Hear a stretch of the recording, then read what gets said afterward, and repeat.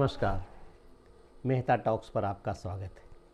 प्रस्तुत है कार्यक्रम विविध विधाओं से संबंधित। विविध विधाओं की बात मैं इसलिए करता हूँ कि किसी एपिसोड में राजनीति, तो कभी कोई टेक्निकल विषय, फिर कभी कोई सामान्य विषय रख लिया जाता है और कभी फिल्म की बातें। तो आज रविवार है, रविवार के दिन सिनेमा ज्ञान माधुरी लता मंगेशकर के विषय में। लता मंगेशकर जिनकी उम्र अभी 92 वर्ष की हो गई है और सम्मान के साथ, प्यार के साथ फिल्म उद्योग में उन्हें लोग लता दीदी कहते हैं। तीसरी पीढ़ी फिल्म इंडस्ट्रीज में अभी गाने के लिए आ गई है और अब उन्होंने पिछले कई वर्षों से संन्यास ले लिया है, लेना ही था।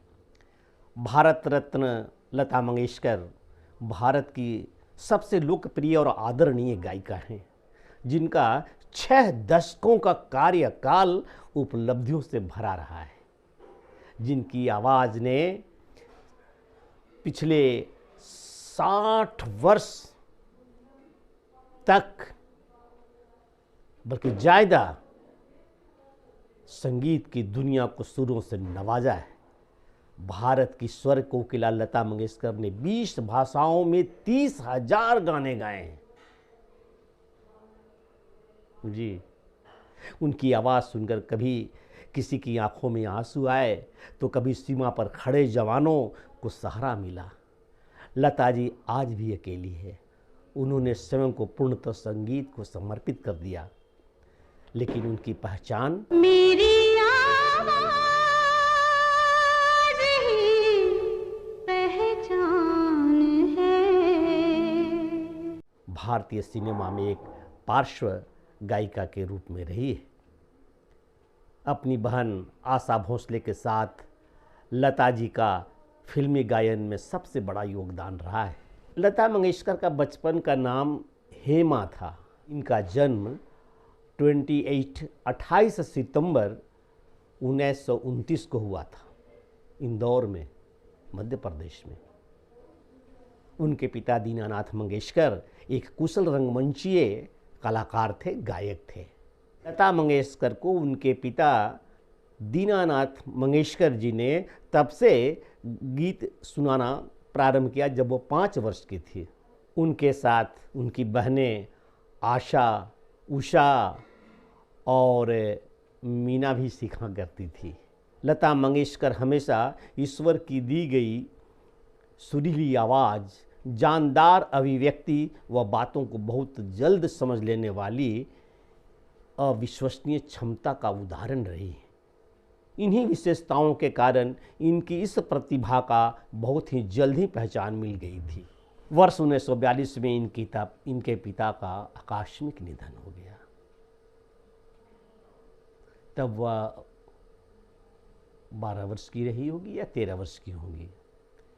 नवयुग चित्रपट फिल्म कंपनी के मालिक और इनके पिता के दोस्त मास्टर विनायक दामोदर कर्नाटकी ने इनके परिवार को संभाला, भरण पोषण। लता मंगेशकर को हर प्रकार से संगीत में, फिल्मों में सिंगर और अभिनेत्री बनाने में मदद की। सफलता की राह बहुत आसान नहीं होती है। लता जी को भी अपना स्थान बनाने में बहुत ही कठिनाइयों का सामना करना पड़ा। कई संगीतकारों ने तो उन्हें मना कर दिया, केवल इस बात के लिए कि इनकी आवाज़ बहुत पतली है। कंठ से जो ध्वनि निकलती है वो बड़ी सूक्ष्म और बारीक है। इस आधार पर उन्हें रिजेक्ट कर दिया जाता था। बताइए, ये कैसी विडंबना होती है फिल्मों में। कभी हम लोग सुना करते थे कि ये अमिताभ बच्चन के विषय में कि उनकी जितनी शानदार जानदार आवाज़ है, आज उनकी आवाज़ भी उनकी एक पहचान है। वे बोलते हैं तो लोगों को, श्रोताओं को अच्छा लगता है, परंतु उनके आवाज़ के इस कारण से ही उन्हें फिल्म ये ऑल इंडिया रेडियो में छांट दिया गया था अनाउंसर के पद के लिए जब नियुक्ति होने वाली थी। तो इसलिए कहा जाता है सफलता आसान नहीं होती है, लेकिन धीरे धीरे अपनी लगन और प्रतिभा के बल पर लता जी को काम मिलने लगा। लता जी की अद्भुत कामयाबी ने फिल्मी जगत को सबसे मजबूत और सशक्त महिला बना दिया। लता मंगेशकर को सर्वाधिक गीत गाने का गौरव प्राप्त है। फिल्मी गीतों के अतिरिक्त उन्होंने गैर फिल्मी गीतों में बहुत खूबी के साथ अपना गायन के कार्य को निभाया है। लता जी की प्रतिभा की पहचान मिली सन 1947 ईस्वी में फिल्म आपकी सेवा में उन्होंने एक गीत गाने का मौका मिला था।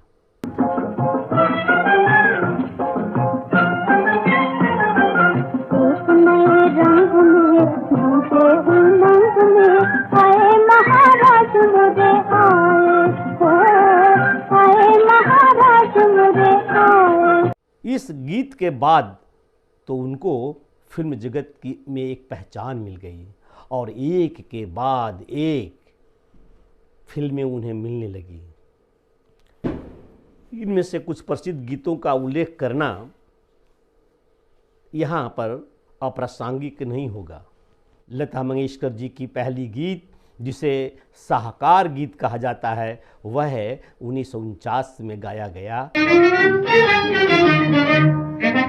हवा में उड़ता जाए मोरा लाल दुपट्टा मलमल का, जी मोरा लाल दुपट्टा मलमल का हो जी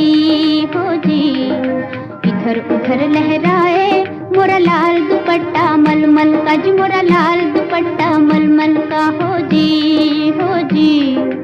हवा में उड़ता जाए मोरा लाल दुपट्टा मलमल का, जी मोरा लाल दुपट्टा मलमल का हो जी। इस गीत के बाद लता जी के प्रशंसकों की संख्या दिनों दिन बढ़ने लगी। इस बीच उन्होंने उस समय के सभी प्रसिद्ध संगीतकारों के साथ काम किया। अनिल विश्वास, सलील चौधरी, शंकर जयकिशन, एस.डी. बर्मन, आर.डी. बर्मन, नौशाद, मदन मोहन, सी रामचंद्र इत्यादि सभी संगीतकारों ने लता मंगेशकर जी की प्रतिभा का लोहा माना। लता जी ने 2 आंखें 12 हाथ, 2 बीघा जमीन, मदर इंडिया, मुगले आजम आदि महान फिल्मों के गाने गाए।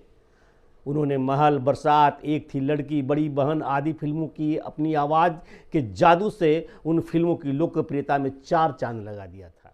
उन दिनों के उनके कुछ प्रसिद्ध गीत है ओ सजना बरखा बहार आई, परख 1960, आजा रे परदेशी, मधुमती 1958, इतना न मुझसे प्यार जता, छाया 1951, 1961, अल्लाह तेरे नाम हम दोनों 1961, यह शान तेरा होगा मुझ पर, फिल्म जंगली 1961, ये समा, फिल्म जब जब फूल खिले 1965 के भिन्न भिन्न भाषाओं में गाए गए गीतों का कितना उल्लेख किया जाए और हिंदी फिल्मों में भी ये रिकॉर्ड जितना इन्होंने गाया उतना अन्य कोई गा नहीं सकी। कोई भी फिल्म गायिका या गायक इनके मुकाबले में जम नहीं सके। और पुरस्कार पद्म विभूषण, पद्मश्री, दादा साहब फाल्के पुरस्कार, जिसे फिल्म इंडस्ट्रीज में सबसे बड़ा पुरस्कार कहा जाता है, दादा साहब फाल्के पुरस्कार का मिलना, बाद में भारत रत्न भी मिला। महान गायिका, इन महान गायिका का एक बार मोहम्मद रफ़ी भी 100 में, लेकिन संयोग देखिए एक विषय पर लता मंगेशकर जी मोहम्मद रफ़ी से इत्तफाक नहीं किया, या यूँ समझिए कि लता मंगेशकर से मोहम्मद रफ़ी ने इत्तफाक नहीं किया। इससे दोनों के बीच में कई वर्षों तक आपस में अनबन रही, लड़ाई स्थिति रही, दोनों ने एक साथ गाने नहीं गाए। परंतु अन्य जितने भी डिबेट हैं मोहम्मद रफ़ी लता मंगेशकर सुना करते थे।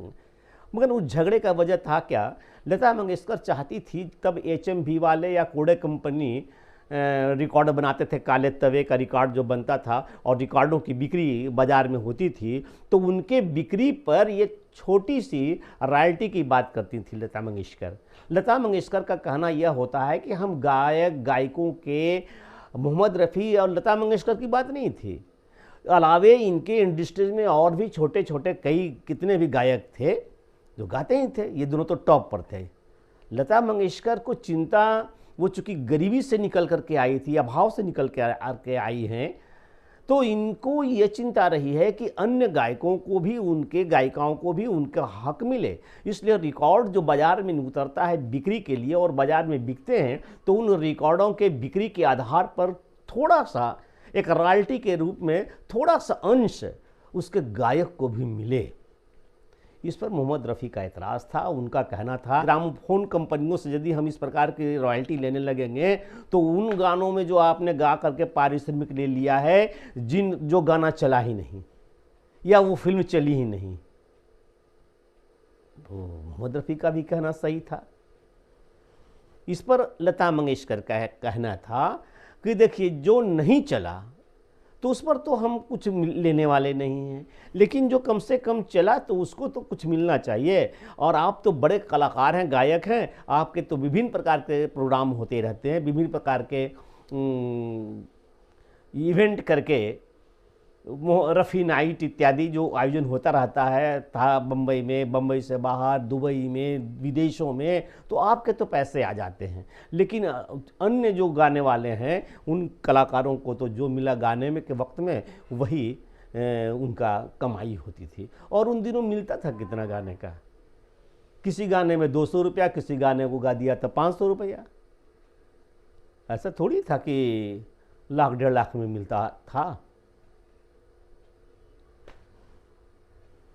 परंतु बाद में फिर जब मोहम्मद रफ़ी और लता मंगेशकर का बीच का जो बंद था बातचीत आपस में, तो उस समय भी बहुत अच्छी बात हुई।